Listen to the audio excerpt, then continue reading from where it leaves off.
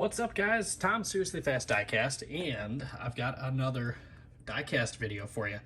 So you guys, if you follow the Instagram, you remember this right here.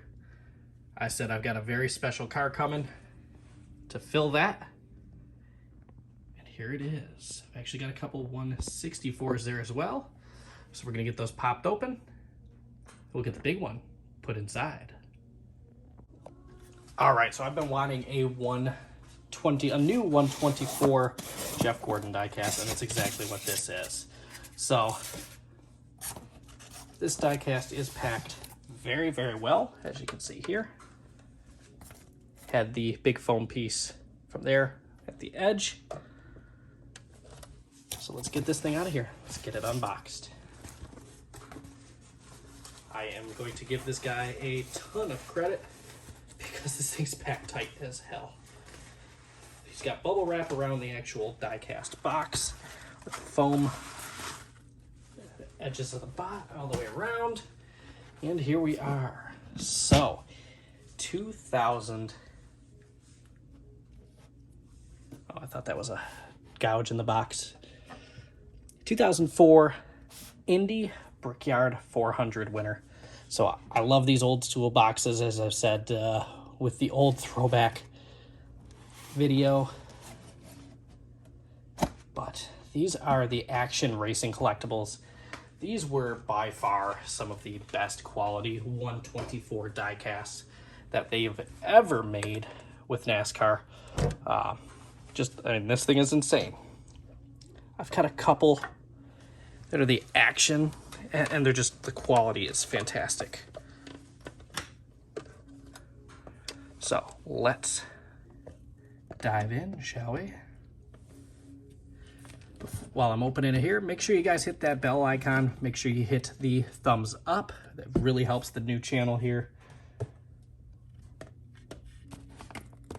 Helps us grow, helps keep the video a little higher up on the list for new viewers. So these old action collectibles would come with the little protective sleeve to make sure that it wasn't rubbing against the styrofoam, messing up the paint. Let's see, this one is not screwed into the foam. Some of the slightly newer ones were. This one is not, however.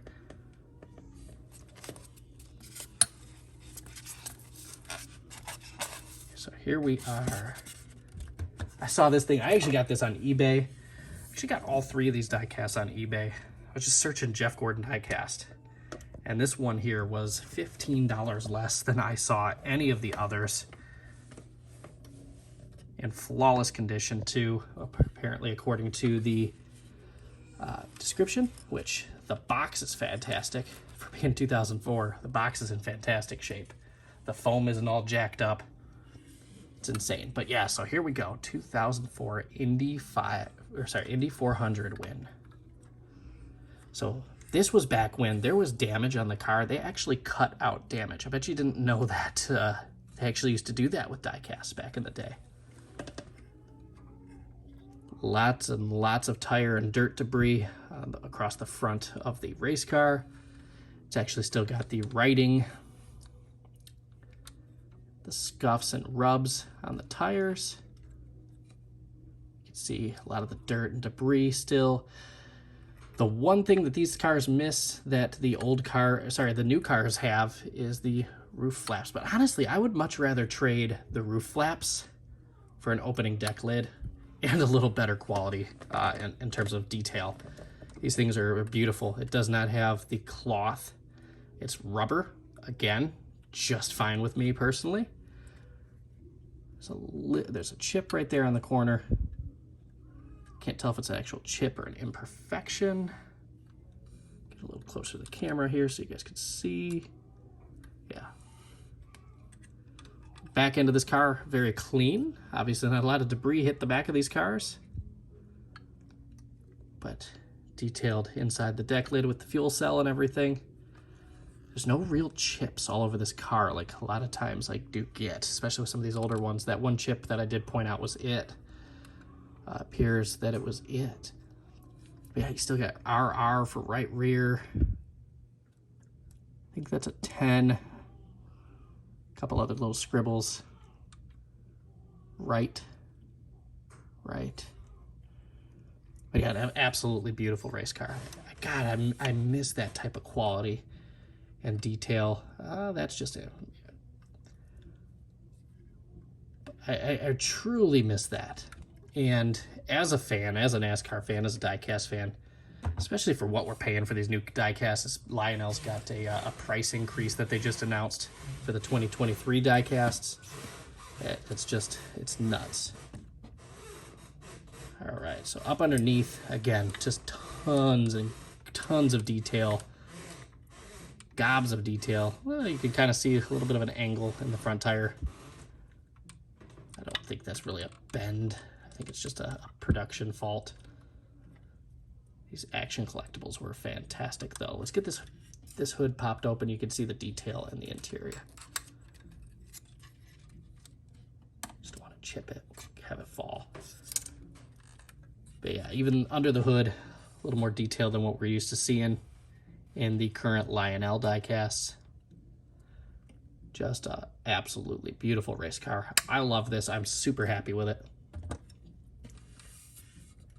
And then to continue, I've got those 164s. Get the flag in there. Check flag.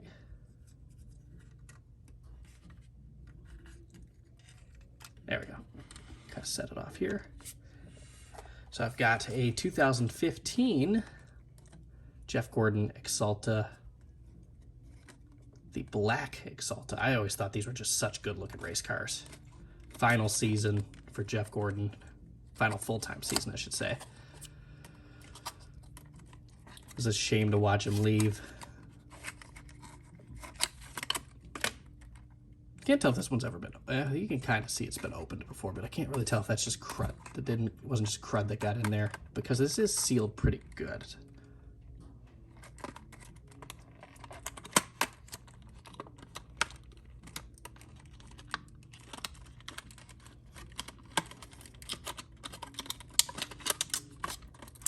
I loved the black race car, though. It was such a aggressive change from the from the red or rainbow scheme. A couple imperfections with the down at the bottom there. Otherwise, just an insanely beautiful race car. I love these things. The one thing that they didn't do very well was the stickers for the headlights. I don't know if you can really tell what I'm talking about there, but try and get a focus a little better.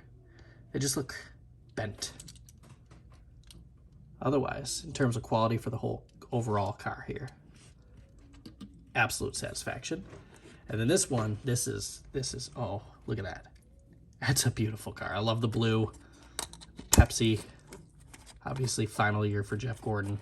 Pepsi ended up leaving NASCAR a couple of years later. Not saying it was because Gordon left, but they did have a very long-standing partnership with Jeff. They even sponsored his Busch Series team. Between that he and his crew chief, Ray Evernham, co-owned. But yeah, just really, really good-looking race car. That's a 124 I'd absolutely love to have, although I don't really collect a ton of not raced win cars. But the blue is beautiful. I love the fact that it didn't change the flame. The flame was still the same shape overall from some of the older cars.